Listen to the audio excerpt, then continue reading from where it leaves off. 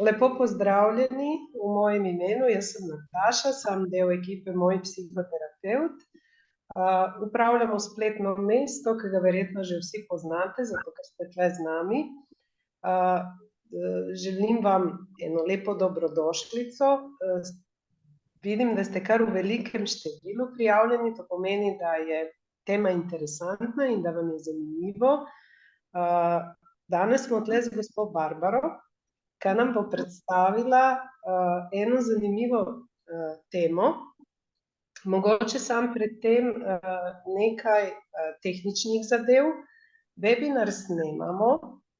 Prosimo vas, da med dogodkom izklopite mikrofone, lahko pa pustite vklopljene svoje kamere.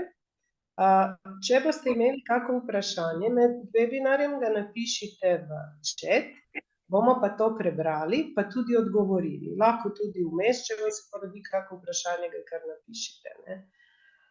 Drugače malo o likovni terapiji, to je ena izjemno koristna metoda, ki nam omogoča izražanje in raziskovanje notranjih občutkov, misli in izkušenj skozi umetniško ustvarjanje.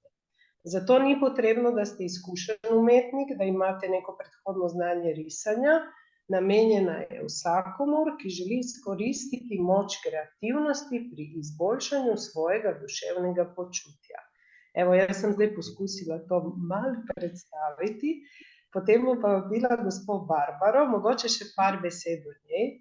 Gospa Barbara Karoli je specializantka integrativne psihoterapije. Letos zaključuje tudi magistrski študij na Pedagoški fakulteti, smer pomoč z umetnostjo.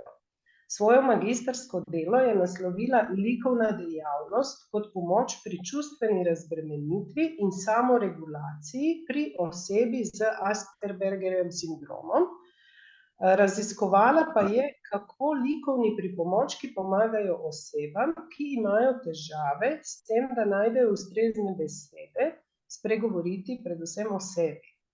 Nekaj takega, kar se je naučila tekom magistrskega študija, bi danes želela tudi deliti z vami. Gospa Barbara, lepo pozdravljeni, hvala, da ste z nami, pa še vi kako besedo o vas. Najlepša hvala, gospa Nataša, za ta uvod. Lepo pozdravljeni vsi, ki ste se zbrali danes. Sem drugače pričakovala, da nas bo nekje 5.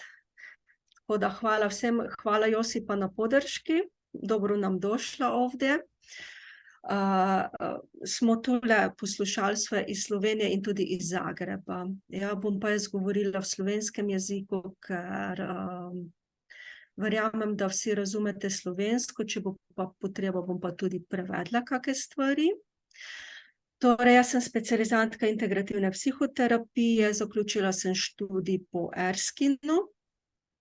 Nekaj malega kreativnih stvari smo imeli tudi tekom študija, delam pa magisterij, pomoč z umetnostjo, tako kot je gospa Nataša napovedala.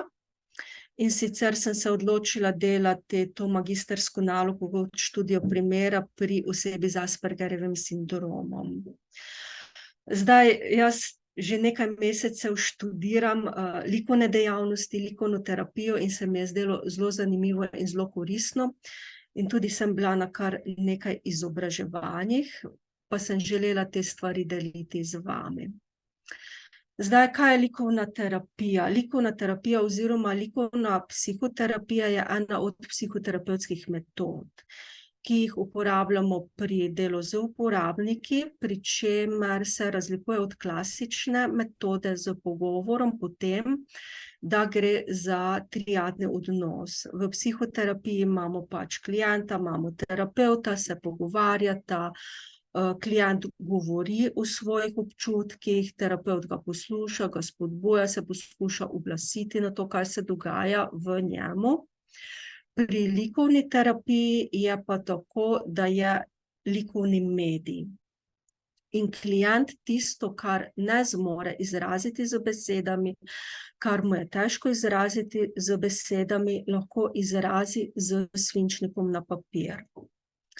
Zdaj za to seveda predhodno znanje risanja ni potrebno, ne? Ker včasih ljudje mislijo, ja, to bom pa nekaj prerisoval.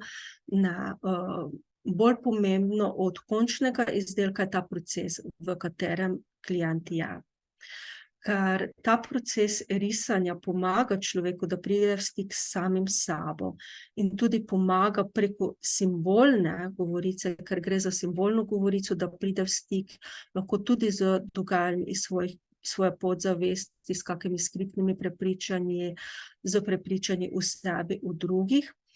Istočasno mu pa pomaga dati na papir to, kar se v življenju dogaja, v situaciji, v katerih je, stiske, ki jih doživlja, in te stvari ne samo, da da ven iz sebe, ampak niso ogrožajoče, on ima kontrolo nad tem. Ker včasih, ko ljudje pripovedujejo o svojih stiskah, te stvari podoživljajo, lahko pride do retraumatizacije. Če se uporabi ta medij, se pa to lahko prepreči, ker je dosti varen, lahko kadarkoli ustavi in lahko pogleda od zunaj, ko se temu posveti. In tisto, kar je najbolj pomembno pri celi tej terapiji, ne, tako kot sem omenila, ne ustvarjanje likovnega izdelka, ampak pogovor o samem izdelku. Pomembno je tisto, kar klient, tisti, ki ustvarja, pove, da on reče, kaj je ustvaril, kako ime bi dal svojemu likovnemu izdelku, kdo so osebe, ki so na tej sliki, v kakih odnosih so. Lahko ga povprašamo, kaj ob tem razmišlja, kaj je razmišljal, ko je ustvarjal, kakšna čustva mu vzbuja sedaj, ko gleda svoj likovni izdelek, kako se je počutil med tem, ko je risal. Preden gre nekdo ustvarjati nek problem, ga lahko povprašamo, kako se počuti zdaj v tem trenutku, kako se počuti v svojem telesu, kako je z dihanjem. Doživlja kakšne senzacije, kakšne bolečine kjerkoli po telesu, in ista vprašanja potem, ko je že nekdo narisal stvari. A se je zdaj kaj spremenilo? Upam, da ne govorim prehitro.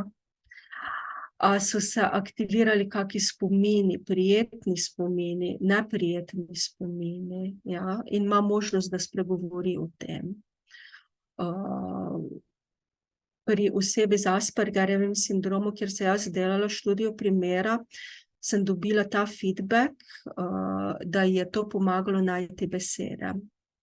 In jaz sem malo modificirala stvari, tako da smo imeli Dixit kartice, da smo imeli likovne kartice, da smo se pogovarjali najprej o določeni temi in da je ona, preden je šla nekaj risati, najdla med Dixit karticami tiste, ki so jo pritegnile, tiste, ki so spregovorile o neki določeni temi.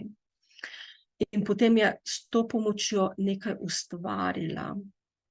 In tisto, kar je bilo novo pri njej, česar se je razveselila, je bilo to, da je našla besede, da je tvorila stavke, da je lahko povedala, kako se je počutila, naredila svoj most za preteklostjo, za osnovno šolo, kaj se je dogajalo, in istočasno je imela možnost narediti nekaj novega. Nekaj, kar prej ni bilo dovoljeno, z materiali, ki niso bili omogočeni. Tako da je raziskovala neke nove stvari in skozi proces, ker midve sva se dobivala 1,5 leta, se je tudi njena anksioznost zmanjšala, ker to je pač eden od simptomov, ki jih ljudje imajo.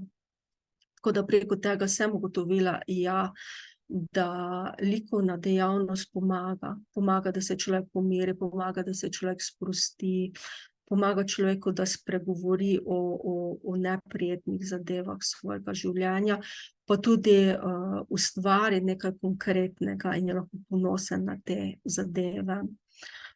Zdaj v psihoterapiji se lahko likovna dejavnost uporablja tudi na koncu kot evalvacija, da gre nekdo v mislih čez cel proces in da potem ustvari te stvari, kaj je dosegal, kar je bilo zanj pomembno, kateri so njegovi viri moči. Da lahko odnese s sabo in da mu to pomaga še po tistem, ko se je terapija zaključila.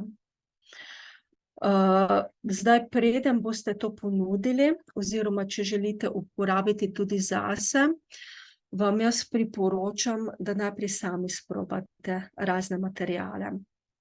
Da si najdete nek miren prostor, udoben položaj, da se usedete, da zadihate in da se probate oglasiti na to, kako se počutite, ko vidite pred sabo prazen list. Ker ponavadi se tako počutimo, ko začnemo nekaj na novo. In pri ljudeh, ki so anksiozni, se pojavijo isti strahovi, ki jih imajo. Strah pred jutrišnjim dnem, strah pred novim začetkom. Pojavijo se misli, kot je, ne bo mi uspelo.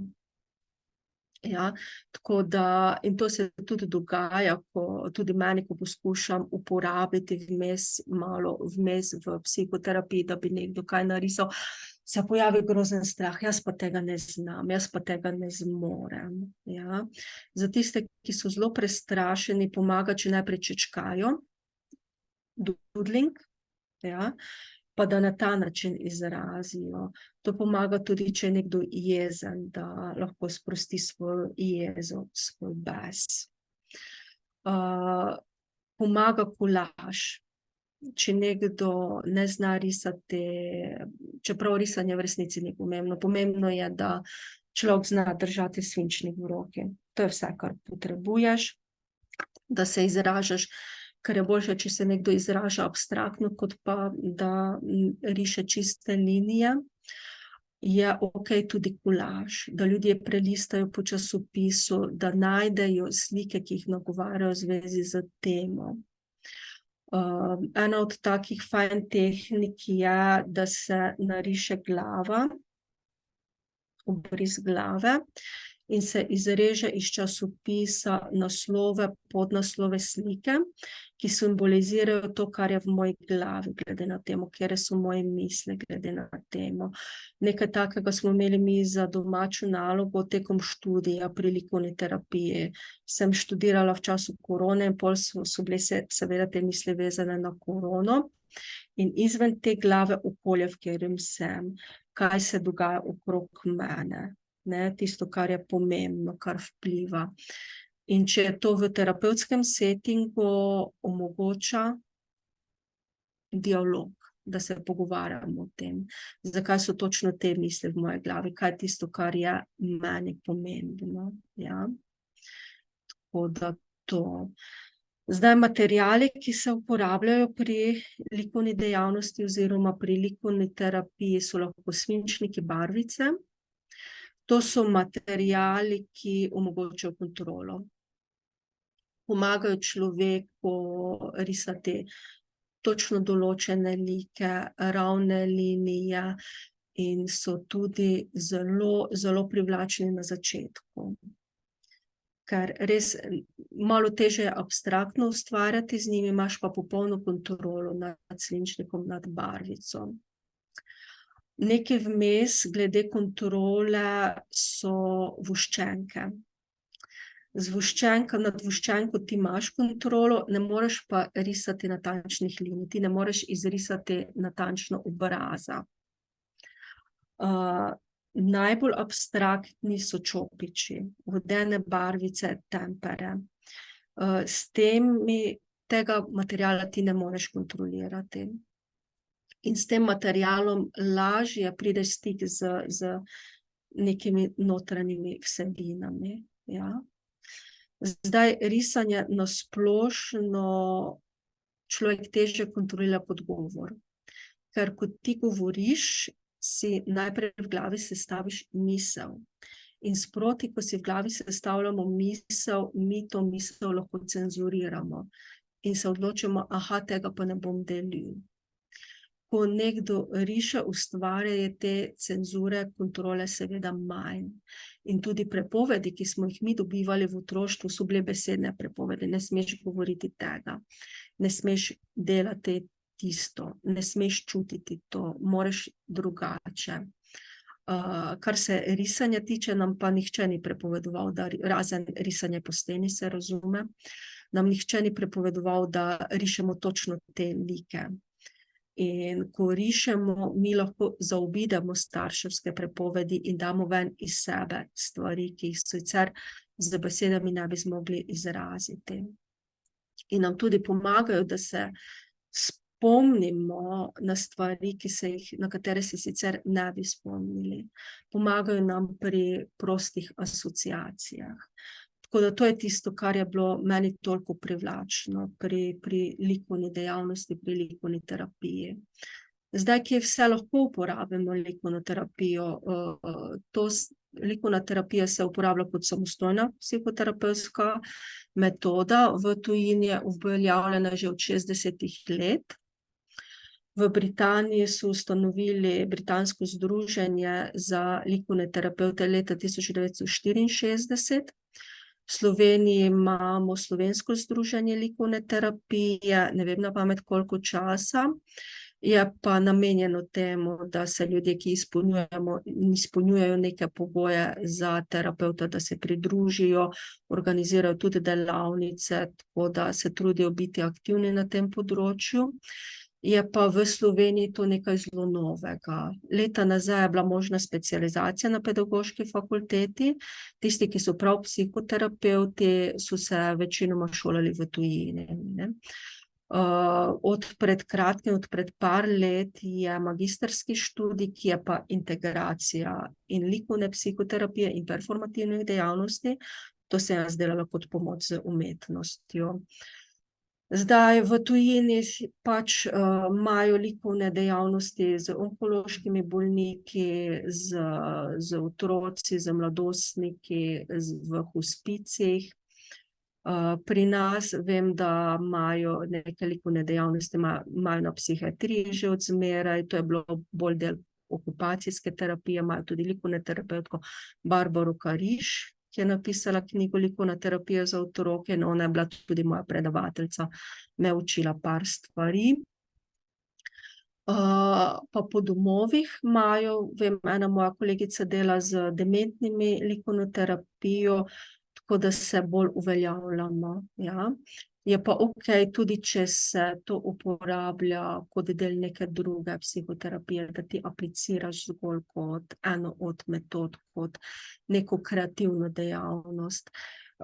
Da se na tak način delati supervizije, da se kreativno izražajo stvari, ali pa res, da uporabljaš.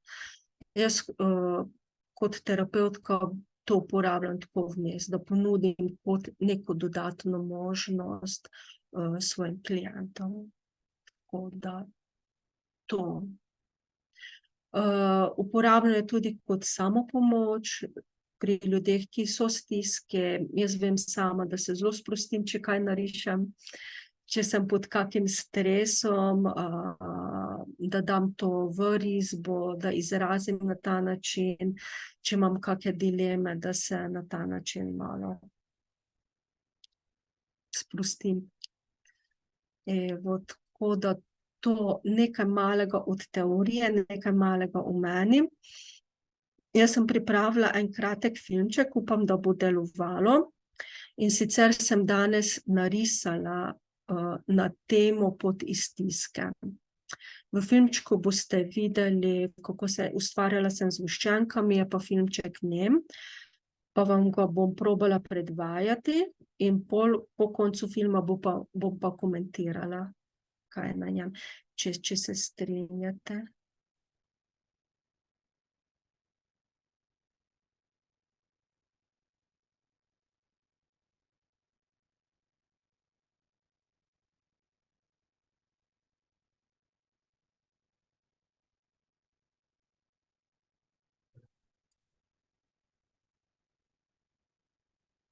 Evo, share screen. Okay.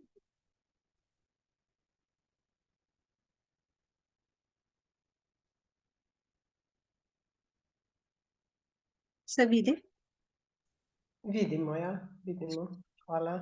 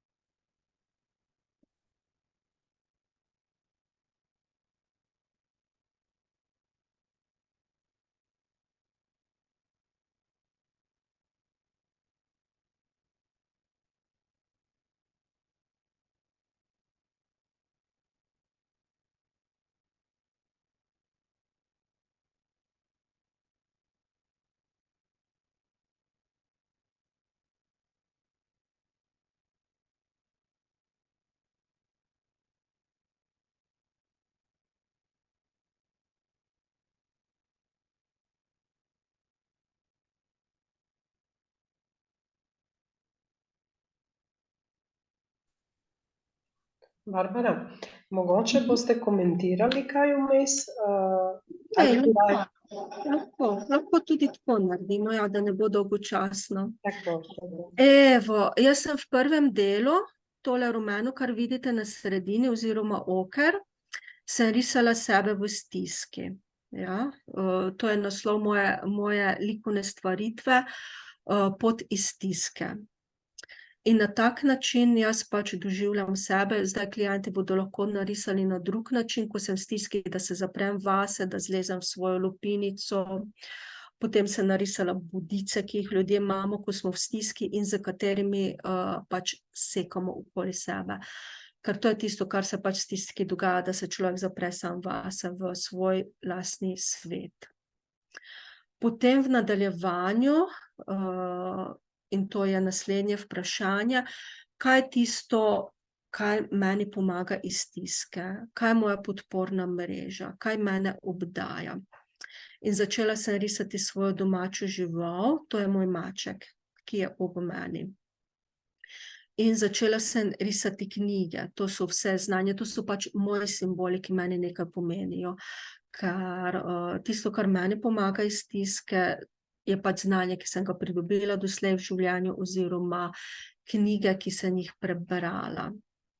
Zdaj tole zeleno, kar sem risala motiv, to sem se spontano spomnila, človeka, ki me je spravljal v stisko v bližnji preteklosti. Zakaj zelen? Zato, ker je zelena njegova najljubša barva. Tako da to so vse elementi moje risbe. Na drugi strani pa rišem svojo podporno mrežo. Osebe, ki mi stojijo ob strani, ko sem v stiski, osebe, na katere se lahko obrnem. Tako da, če in ko klient ustvari sebe v stiski, se ga lahko spodbudi, da doriše zraven, kdo so ljudje, ki mu iz te stiske pomagajo, kot nadaljevanje tega.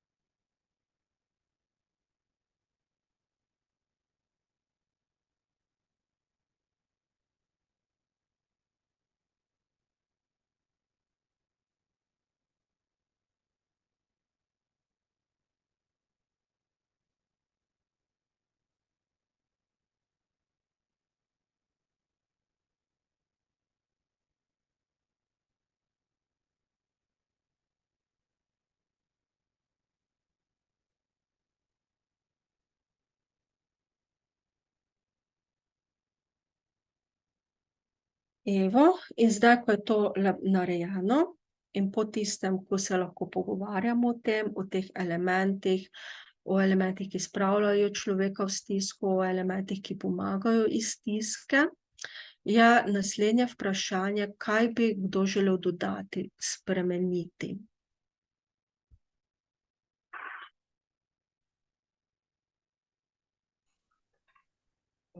Barbara, mogoče še preberemo zdaj eno vprašanje iz četa. Gospa Klavdija je vprašala: dober dan, mene pa zanimajo barve. Kako se lete upošteva pri tem procesu? Ali so pomembne? Ali vama kaj pomenijo? Jih izbiramo sami? Ja, super vprašanje, zelo dobro vprašanje, jaz bom malo filmček ustavila. Z barvami je tako, da izbira barve tisti, ki riše. In mi ne interpretiramo barv, seveda si mislimo sami pri sebi, ampak barve izbira tisti, ki riše, in ga seveda tudi povprašamo, zakaj je izbral te barve, kaj mu te barve pomenijo. Ja. Ni pa to, nima nekega ekstra pomena, ampak samo, da bi mi analizirali ali pa diagnosticirali, tako kot so to včasih počeli, na podlagi risb, res tisti, ki riše, izbira barve in zato se odloči na podlagi nekih svojih notranjih motivov. In tudi ljudje, ko sem jaz dala risati ali pa smo se pogovarjali, ker je ena od klientk je bila več prestrašena, potem sem pa povprašala, če bi si upala narisati, katere barve bi izbrala, in je izbrala barve, ki jih za neke emocije jaz nikoli ne bi. Ne? In je okej. Tako da ja, super vprašanje.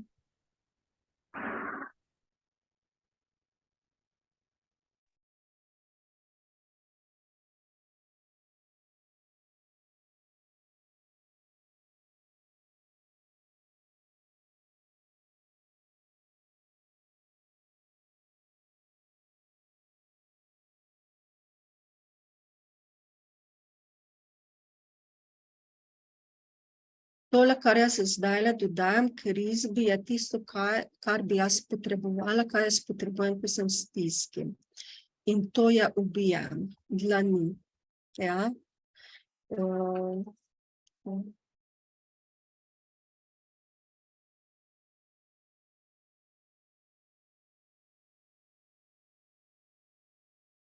In to je tisto, kar bi jaz želela spremeniti na tej risbi, odstraniti tiste, ki me spravljajo v stisko, in ko sem to zaključila, sem videla, da sem s tem samo še poudarila, dala večji pomen tistim, ki me spravljajo v stisko, in potem sem šla dajati večji pomen temu, kar mi iz stiske pomaga, moji podporni mreži.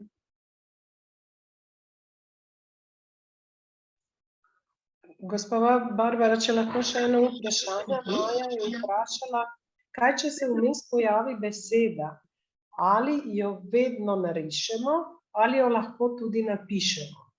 Lahko tudi napišemo. Definitivno. Ja, lahko. Ni pravil. Res ni pravil. Ja. Mislim, ni v tem smislu, da bi bil človek omejen. Ja. Ker točno v tem, potem se likovna dejavnost razlikuje od likovnega pouka. Likovna umetnost ima točno določena pravila in ti moraš risati po nekih zakonitostih, ki jaz seveda ne obvladam, ker nisem ilustratorka, niti slikarka. Po profesiji tule mi dajemo dovoljenje. Dovoljenje, da ti lahko zmešaš in voščenke in barvice in vodenke, vse skupaj, če želiš, da narediš kolaž in potem rišeš okoli kolaža, če želiš. In tudi to je terapevtsko. Ja.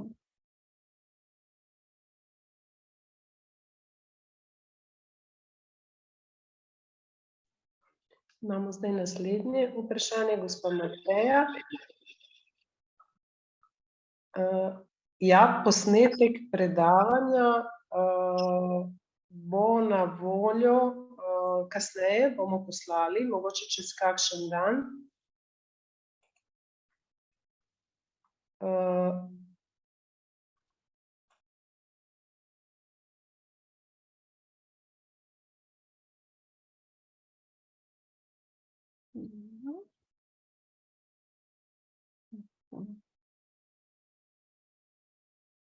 Dobro. Smo spet skupaj? Ja, edino mogoče, če kliknete na Zoom nazaj.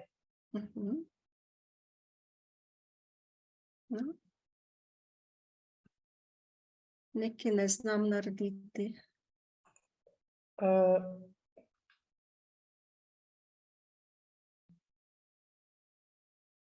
A lahko kako pomagam?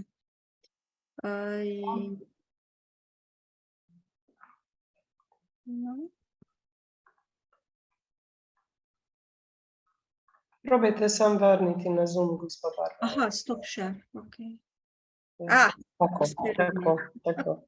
Blamaža na koncu, no, lepo. Evo, tako. Dobro, ja, likovna terapija, likovno izražanje, smo nazadnje govorili o dajanju dovoljenj, a ne, da. Ja. Dobro. Če je še kako vprašanje? Ja, jaz bi vprašala, če morda se lahko kombinirata likovna dejavnost z glasbo, a ne, ker pač vemo, da tudi glasba sprošča možgane in potem tudi lažje rišeš in se nekako intuicijsko prepuščaš dogodku, a ne. Ja, se. Za Barbaro Kariž vem, da dela terapije z pacienti na psihiatriji na ta način, da naštima glasbo.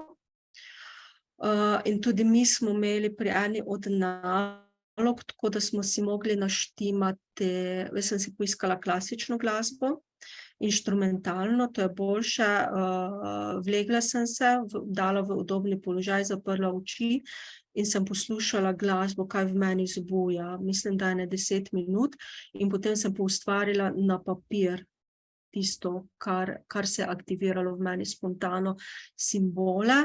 Se pa da ustvarjati z likovnimi materiali, tako da ima človek glasbo priklopljeno, da posluša glasbo sproti in istočasno ustvarja nekaj, karkoli se bo pač pojavilo, ja.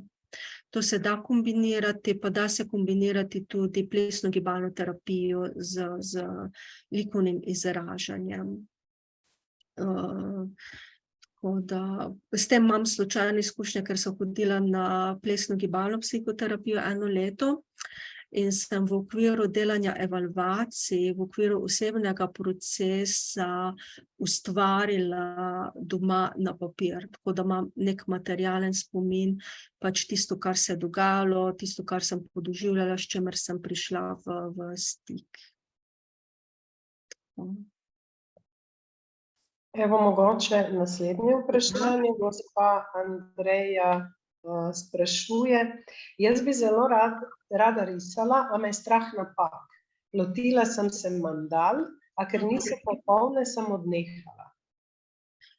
Ja, to je običajen strah. To je običajen strah vseh nas perfekcionistov.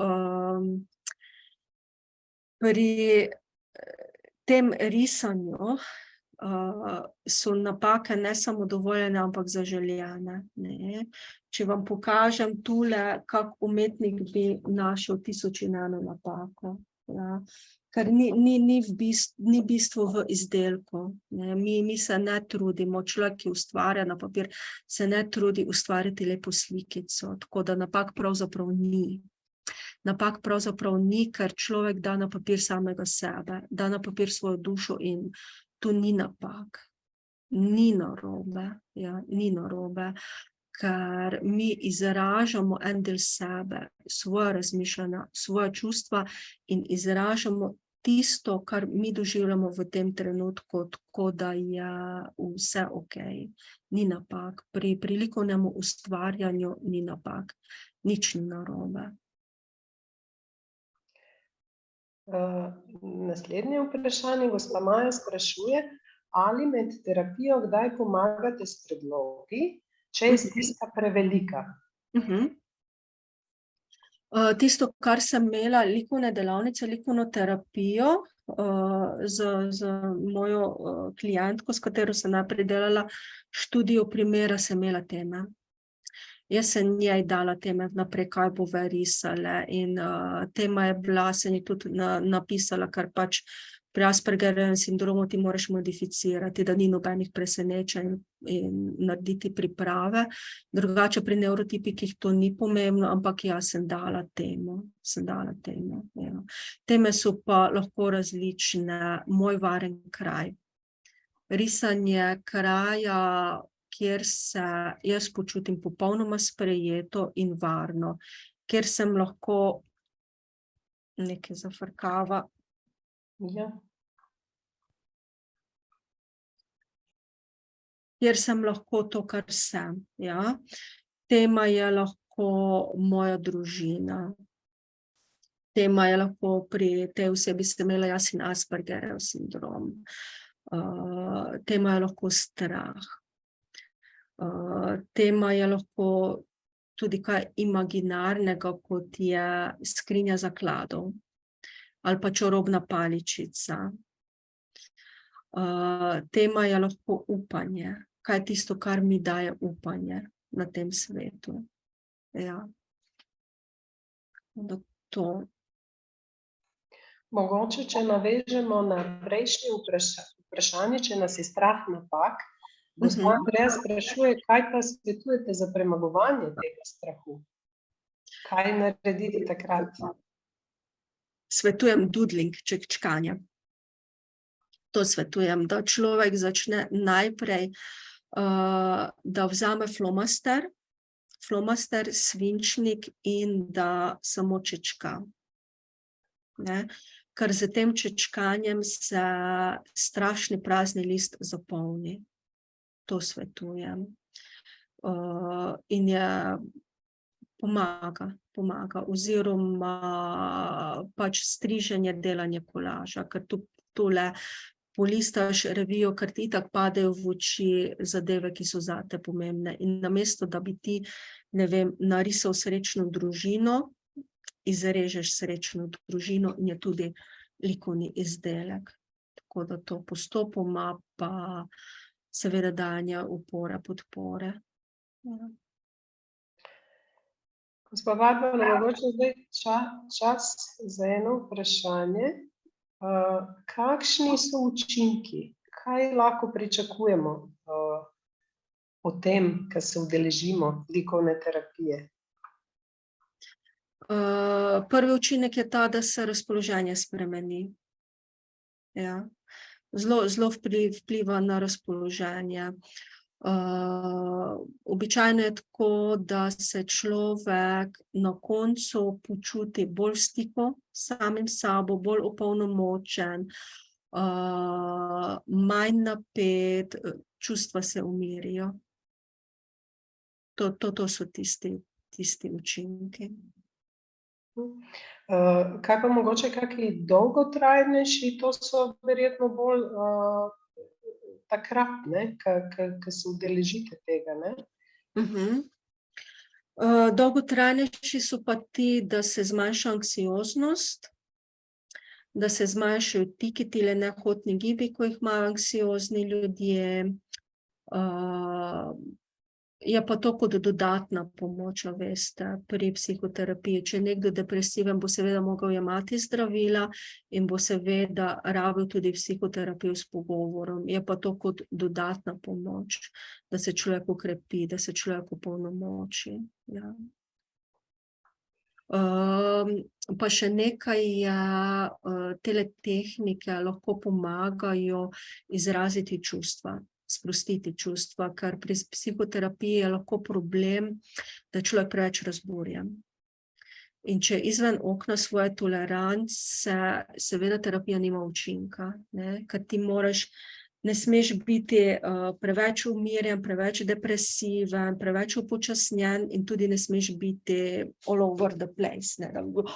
Čez znemirjen. In to je lahko ena taka tehnika, da človek sprosti tisti višek energije svojih čustev, da se umiri in da pol zmore biti za tistim, kar je tema psihoterapevtske seanse. Tako v tem smislu. Pa ja, tako kot smo povedali, čisto na začetku pomaga najti besede. Ja. Da človek ne doživlja stvari samo navznoter, ampak mu pomaga, da najde besede, s katerimi bo izrazil neke stvari, neko svojo življenjsko situacijo. Jaz bi vas pozvala tudi druge, da se zdaj opogumite, pa postavite kako vprašanje, vklopite mikrofone ali napišite v chat. Nekje pa. Sem prebrala vprašanje, spodbuja, da se na risbi vedno najde rešitev. Ne. Pač fajn je slediti tempu od klienta. Res. Tako kot pri vseh ostalih modalitetah je fajn slediti tempu. Da nekdo pač izrazi tisto, kar zmore, koliko zmore. Ne, ni treba za vsako ceno najti rešitve, ker je to dodatna presija. Je pa namen likovnega izražanja ravno to, da se presija vzame stran. Ja. Pač izraziš to, kar tukaj in sedaj je. Ja. Tako da to. Ja. Ni namenjeno temu, da bi človek na vsak način mogel biti optimist, pa najti rešitve za vse probleme, ampak je dovolj to, da se nekdo sprosti, ne? Da nekomu pomaga biti tukaj in zdaj, ker veste, mi imamo stiske, mi imamo probleme, ampak ti problemi niso 24 ur na dan. Se pa pogosto zaciklamo v to, da si ustvarimo počutje, kot da sem v strašni situaciji tukaj in zdaj. In ko si na terapiji, si v resnici varen. Ko ti nekaj rišeš, se tisto ne dogaja v tem trenutku in človeku omogoči, da se vsaj za tisti del odpočije, ja, od svoje siceršnje presije in tudi to je okej. Tudi to je okej in tudi to pomaga, da se umirijo sistemi v človeškem telesu. A ste mogoče kdaj že probali, tako da bi preden pač rišejo ljudje, najprej molili, da se na nek način preko molitve nekako osredotočijo vase, a ne, pa povežejo s to božanskostjo, ki je v njih, da se potem lahko sprostijo, a ne, in da lahko potem nekako rišejo bolj tako intuicijsko, no. Aha. Jaz tega še nisem poskusila, se mi pa zdi okej, se mi zdi super, ja. Super. Jaz drugače pač povabim človeka, da se usede v udoben položaj, da zapre oči čez more, da se osredotoči na svoje dihanje in preko tega, da pride v stik s sabo, ampak ja, tudi molitev pomaga, da pride človek v stik z sabo. Ja. Mislim, meni osebno je bolj bliže na ta način, tako da je pa fajn, da človek vzame tisti način, v katerem je pristan. Ja. V katerem je pristan, da ga tudi klient začuti v tistem, kar je. Še eno vprašanje je bilo za otroke. Ja, kako pa se lahko pomaga otrokom? Na kakšen način pristopiti k likovnemu ustvarjanju? Sem namreč vzgojiteljica v vrtcu in se mi zdi to morda dober vzvod za pomoč otrokom.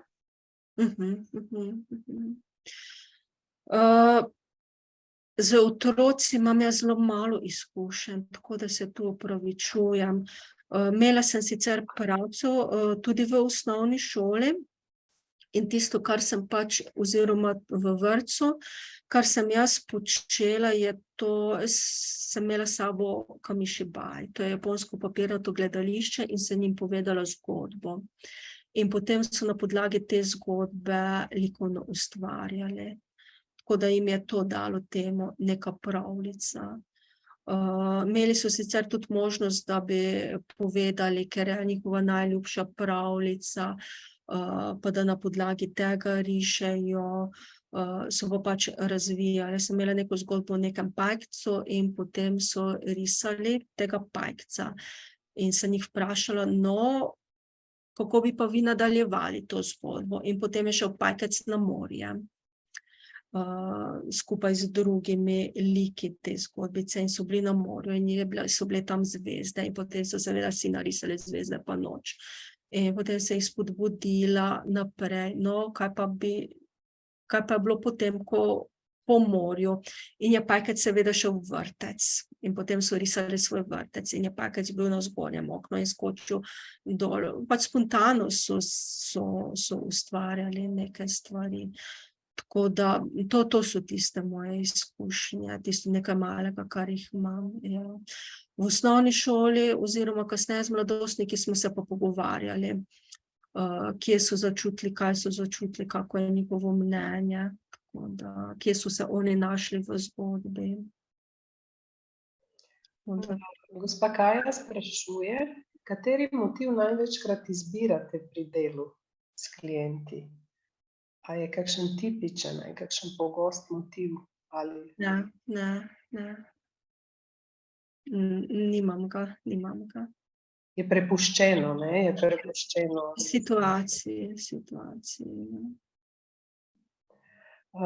Gospa Špela sprašuje, če bi radi pomagali ljudem z likovno terapijo, kje lahko pridobim znanje? Oziroma obstaja kakšen tečaj izobraževanja poleg študija psihoterapije? Jaz sem svoje znanje dobila na tem magisterskem študiju, ker smo pa pač imeli kombinacijo dramaterapije, muzikoterapije, plesno-gibalne terapije, pa tudi likovne terapije. Jaz sem pač izbrala likovni izraz in ga imam tudi za magisterij, ker mi je blizu. Zdaj ZLIT, tole Združenje likovnih terapevtov, vem, da organizira delavnice. Potem, kar se tujine tiče, še nisem raziskovala. Zdaj zelo priznanje Avi Goren iz Izraela. Pa mislim, da ima tudi on neke stvari, ker smo dobili lani brošuro. Lani je SKZP organiziral Slovenska krovna zveza za psihoterapijo na Rogli srečanje, je bilo na temo kreativnih medijev in smo imeli likovno terapijo, poleg vseh ostalih teh kreativnih zadev, tako da tule. Ja. Gospa Lisa je napisala, jaz imam izkušnje z otroki, lahko podelim, tako da bi vas povabila, z veseljem. lahko podelite. Ja. Oj, zdravo. Ja. Zdravljeni. Zdaj, ko ste me poimenovali, sem videla, da imam še to ime zapisano. Moje ime je Tjaša. A se slišimo? Ja, se. Okay. S prijateljicami imamo privat vrtec in pa osnovno šolo. In pri otrokih, jaz jih učim pač likovni pouk, sem večkrat naletela na to, da je večina otrok bila tako, jaz ne znam risati, ne bom risala. In moj pristop je bil potem, da smo se učili samo likovne tehnike in naš namen ni bil, da karkoli narišemo. Samo preizkušamo svinčnike, preizkušamo barvice, preizkušamo barve in kaj se z njimi dogaja. In pri otrokih se mi zdi ful pomembno tudi, kako govorimo z njimi, ko nekaj narišejo, ker jih je veliko že zaklenjenih, zaprtih. Ful so osredotočeni na to, fokusirani na to, da mora neki izdelek nastati in da mora biti to lepo. In v bistvu z otroki se med sabo tudi učimo, kako komentiramo, naprimer, da ne pride do komentarjev, to je pa grdo ali pa to je pa lepo, ampak da se reče, to je po mojem okusu ali pa to ni tako po mojem okusu. In takrat se je zgodilo to, da jih je v tistem letu začeli veliko risati. Zato, ker jaz sem se še tako pohecala, nič ne sme nastati, nič ne smete narisati, pač samo preizkušamo. In v bistvu s to neko omejitvijo, da nič ne sme ratati, so šli pol sami v risbe. Ja, no, tako se mi zdi, da slišala sem, da eni vzgojitelji tudi učijo, kaj je prav pa kaj je narobe. In to se mi zdi, da lahko otroke tudi malo rani na tem področju, se potem zaprejo. Oni pa velikokrat rišejo občutke. In zato jih mi ne sprašujemo nikoli, kaj so narisali. Ampak ja, to, ko ste že vi omenili, kako ste se počutili, kako to, da si izbral to barvo, bolj v tem kontekstu. In tudi majhen otrok bo na primer lahko narisal občutek, kako je bilo božati zajčka. In to bojo samo kar ene črtice, kar ene dlakice, a ne. Tako da mogoče to, s temi samo predstavitvijo tehnik. Super, Hvala. hvala. Ja, hvala. Hvala, da ste bili z nami. Jaz imam izkušnje z odraslimi in so točno te zadržke. Ja. Jaz ne znam, pa moram, to pa so pravila. Pri odraslih meni pomaga, če jim dam navodilo, da mora biti čim bolj abstraktno. Pol narišejo konkretno sebe pa psička, ampak čim bolj abstraktno in ne sme biti lepo. Ja. Tako da s tem in pa s premagovanjem strahu sploh začeti. Ja. Zdaj tisto, kar se meni zdi pomembno tule, dobro, da sem se spomnila. Če boste uporabljali, imejte za kliente ločene likovne materiale. kot zase, ker je vpliva na doživljanje. Ja.